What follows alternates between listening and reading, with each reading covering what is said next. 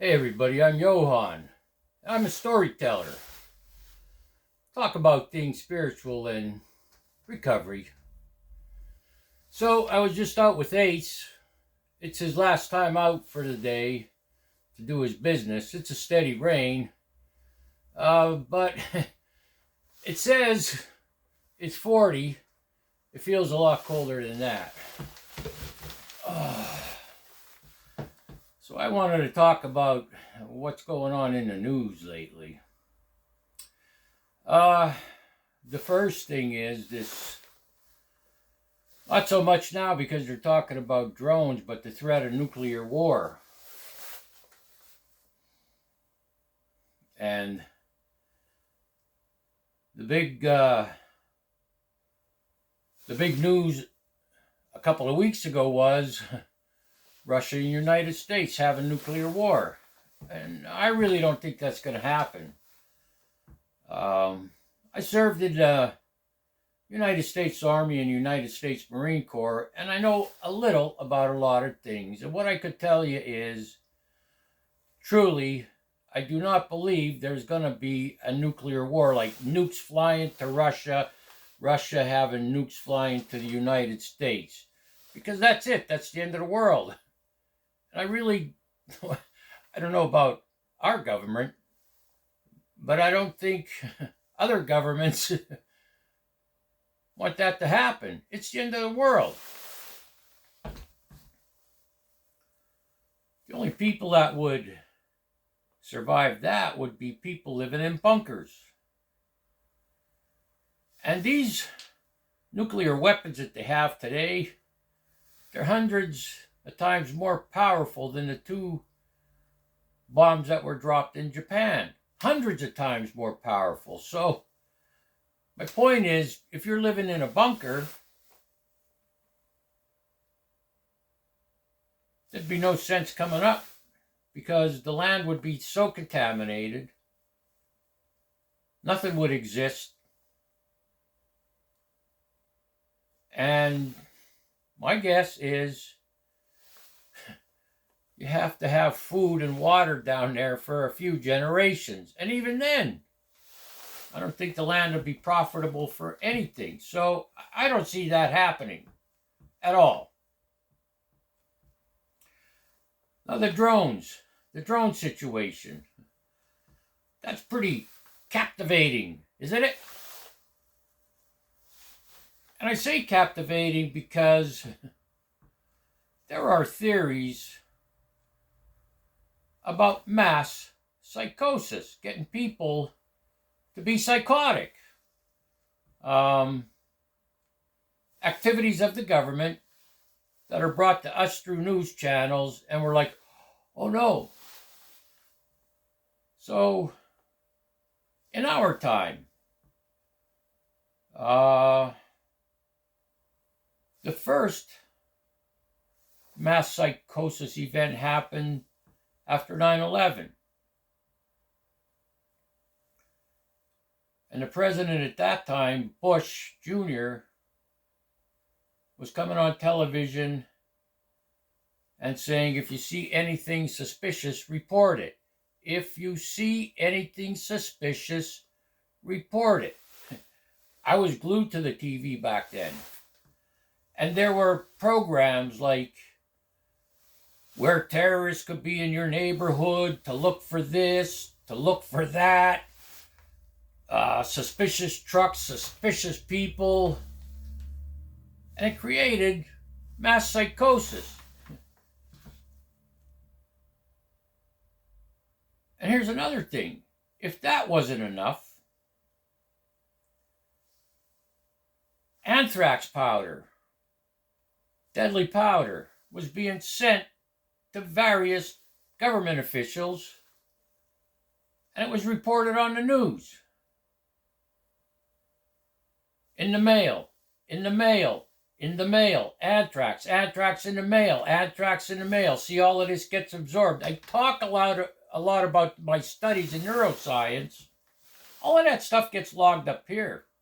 Just because you're not thinking it doesn't mean the video's not playing all this information. And the planes. I remember the day after 9/11, I went outside. There were no planes flying at all. It was like a different reality. But if you kept watching news showing those planes hitting those towers, that was also logged in your mind. So there's a couple events there that happened that are still with us today when we see a plane or look at our mail. And then I remember President Bush was saying many times, if you're not with us, you're with the terrorists. Well, how do you handle that? Like, what do you mean? I'm an American. It's not that I'm against you, but what the hell are you talking about? So there was that.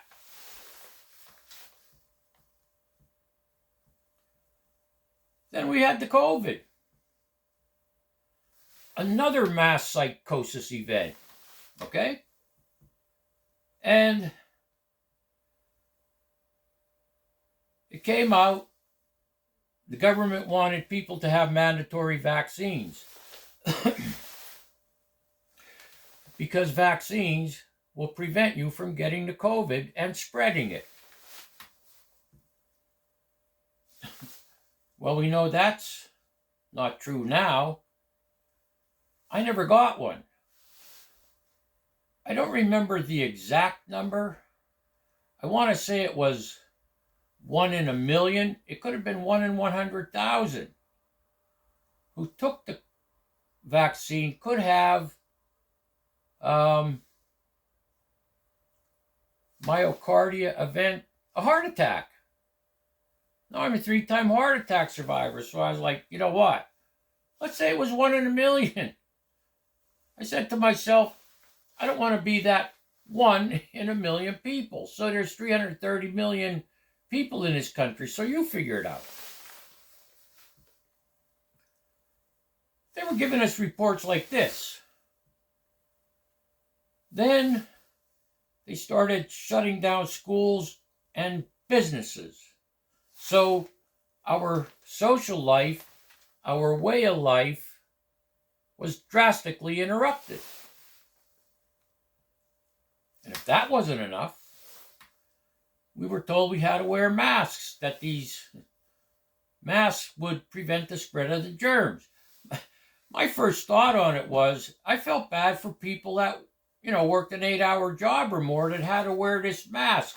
It is not good to be breathing in the air you exhale all day. So we were told to wear masks, and for, I don't know what, a year and a half, 2 years, we didn't see other people's faces outside of our homes. We saw them wearing masks. And if that wasn't enough, we were told to social distance.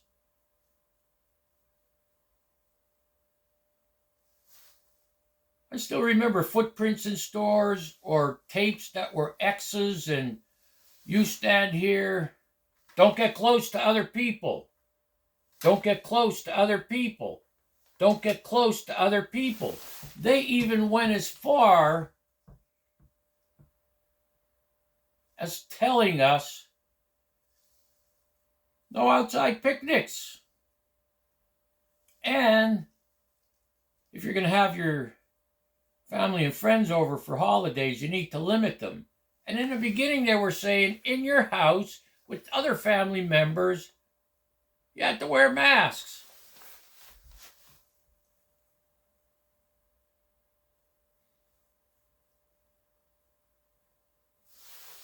Now these drones. Let's talk about these drones. So I was interested in it at first because there were more and more sightings in different towns and cities. That's what caught my interest.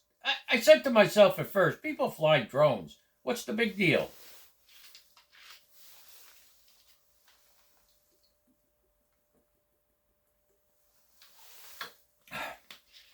It didn't affect me at all. It still doesn't affect me today.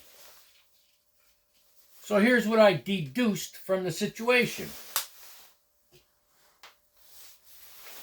I waited till government officials came out and spoke on it. So 1 or 2 days they came out, and the only comment they had to make was, well, we can tell you there's no threat. There's no threat. So I thought to myself, if there's no threat, 1, they know what they are, or 2, they're lying. Okay? At first, after that, I thought, could these be aliens?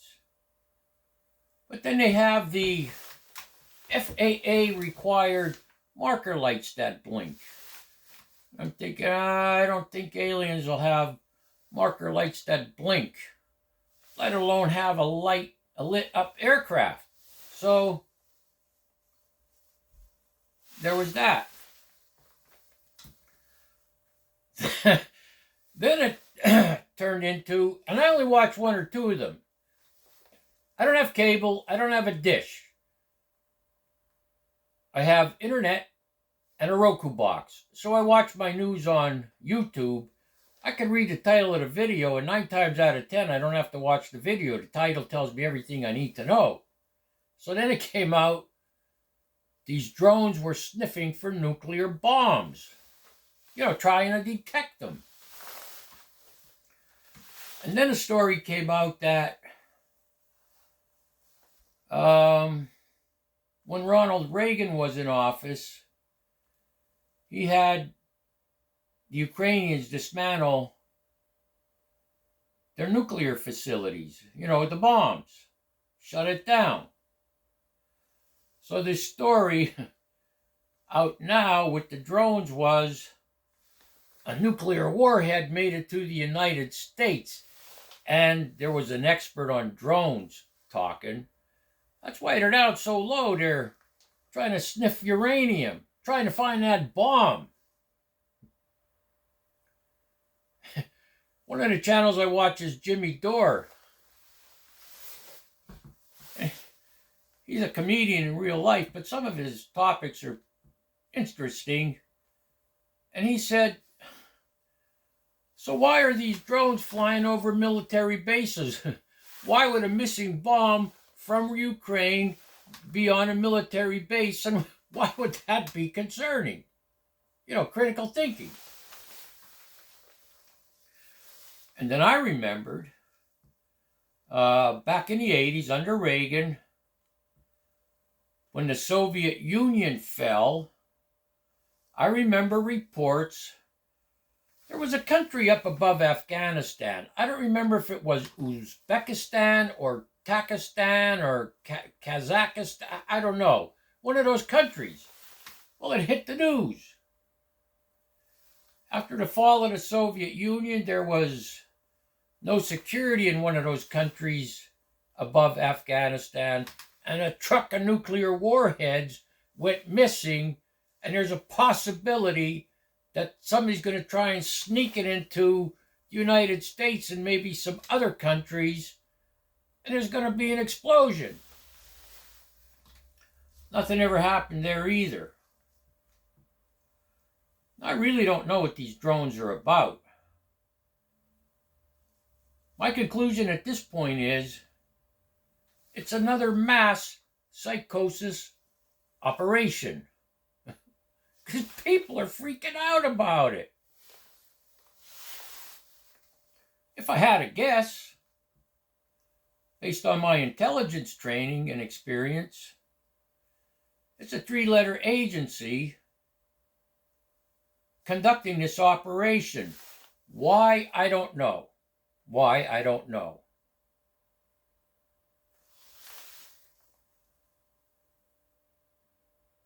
I think if that's what's going on, it's a distraction from something else. And in our world today, that list of horrific possible events possibly happening or things political that could affect our lives. These drones are just a distraction from something that's about to go on. That's my biggest guess. I said in a video a long time ago, only spiritual people,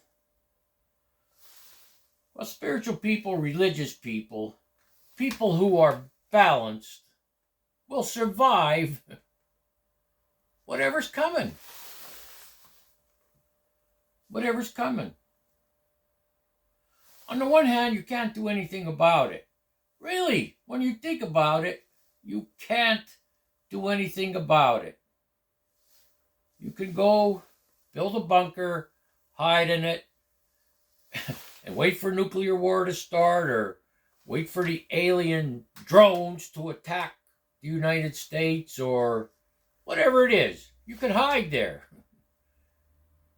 And the possibility of something catastrophic happening from aliens attacking the United States and other countries, and nuclear war, you're going to be hiding there a long time. You're going to die in a bunker. Maybe the next generation or the generation after that will be able to come topside. But will you have enough food? Will you have enough water? I don't know. Only rich, really rich people, or certain government people, might survive that way.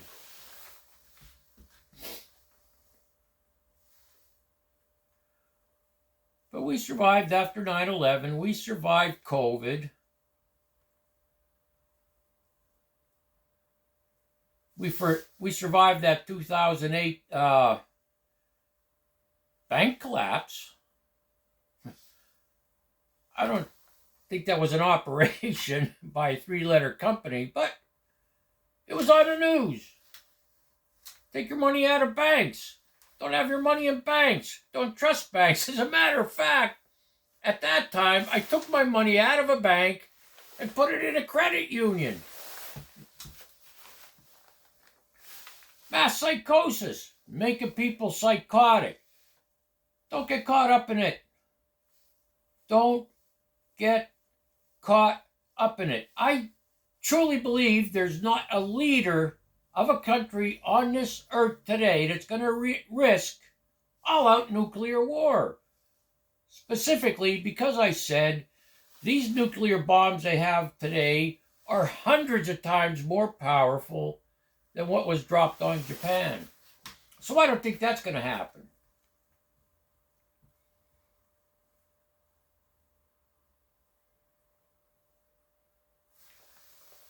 And government officials in the Defense Department and Homeland Security, if they're telling us, we don't know what it is, but there's no threat,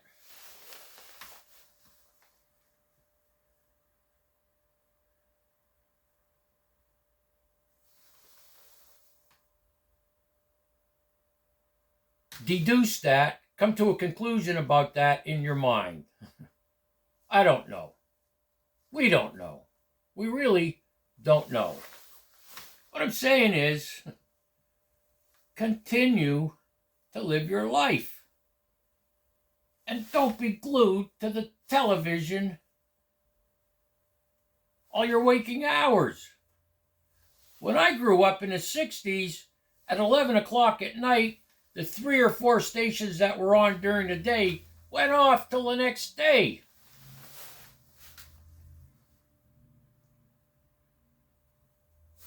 There was one from New York that used to close with that one Beatles song. Now it's time to say good night, sleep tight. You might remember that. Or there was one that was like, when they would go off the air, a square picture would come up with all kind of lines and numbers, and like a Maltese cross and an Indian chief. It was in black and white, an Indian chief. So that would be on.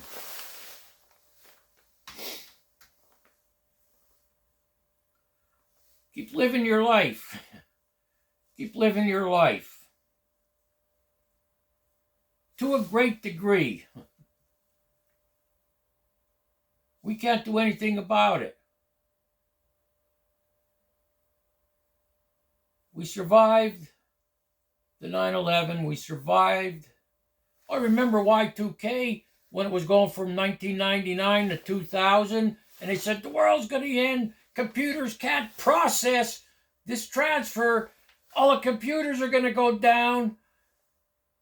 And anything run by a computer, electric plants, your gas station pumps, your water company has these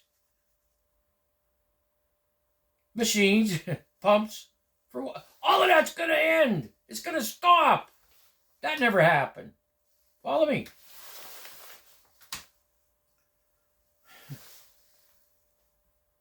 We could look back on these things. We could look back on these things and say, wow, because of television, they created mass psychosis. And there's things in our mind that aren't going to go away. Like when we see an airplane or the mail, somebody with a mask in a hospital, a doctor.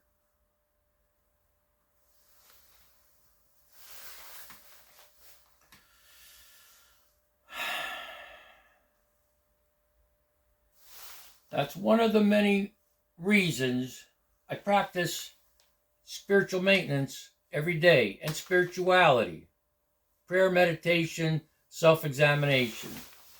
It's another reason to exercise. Did I tell you? So I called the VA a couple of weeks ago, right? And I'm telling them now I'm having this fatigue that I never had before. By lunchtime, I'm exhausted. I feel weak. I need to lay down. And then I sleep for 4 or 6 hours. Let me repeat that. I feel exhausted by lunchtime. Then I feel weak. I have to lay down. And I'm sleeping for 4 to 6 hours. And they said, we'd like to send you to the psychiatrist. It sounds like you're depressed.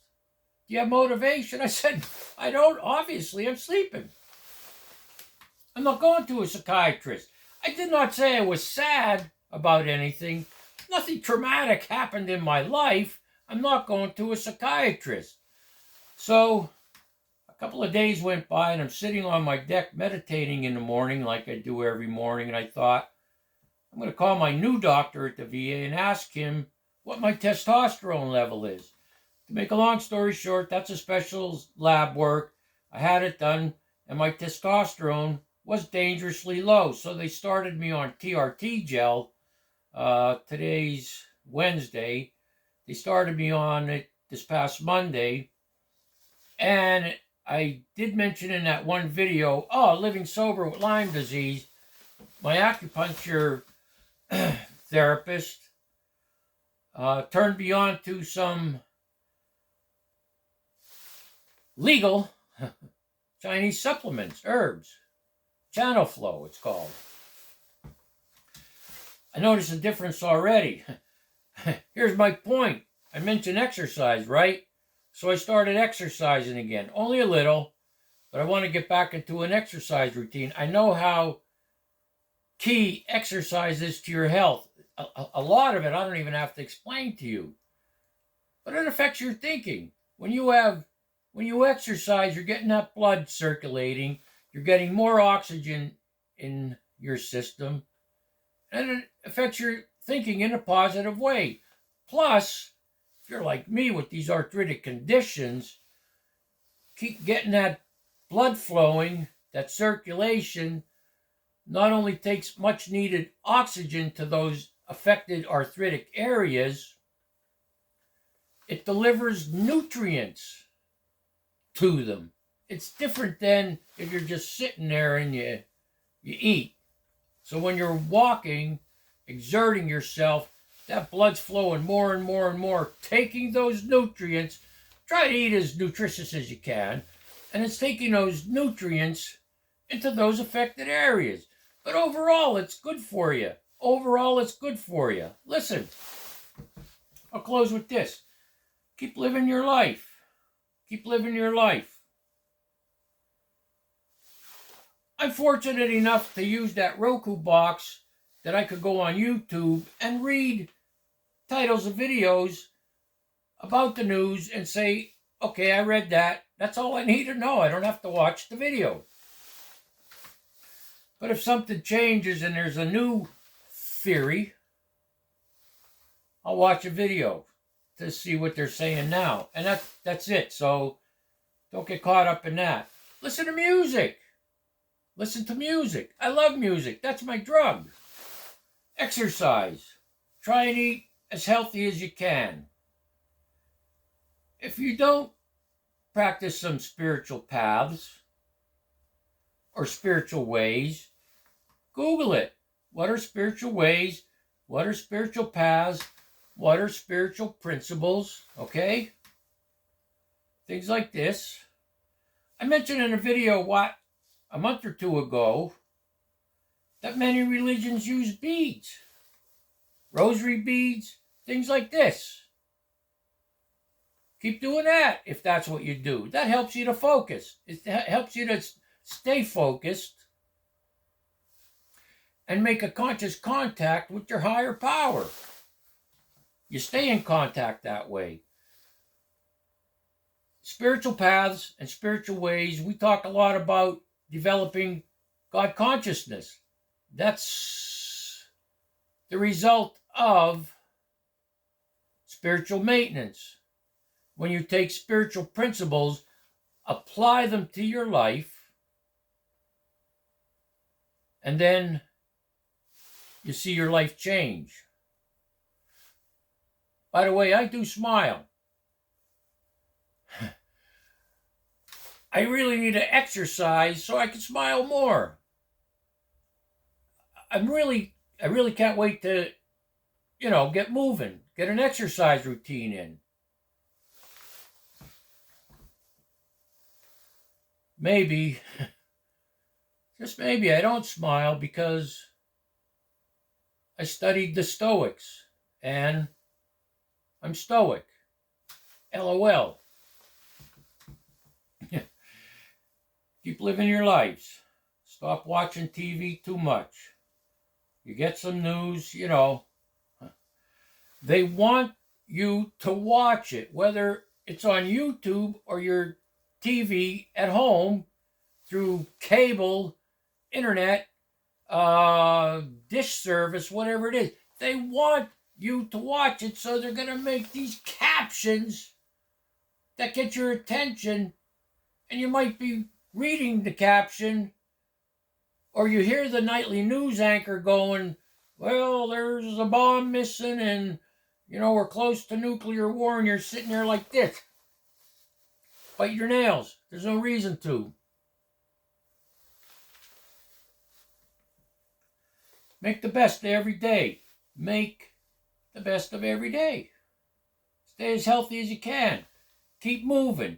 Listen, I've said this before, I'll say it again. So, next time you get caught up in some news program about one of these topics and you start to get a little anxious, go for a walk.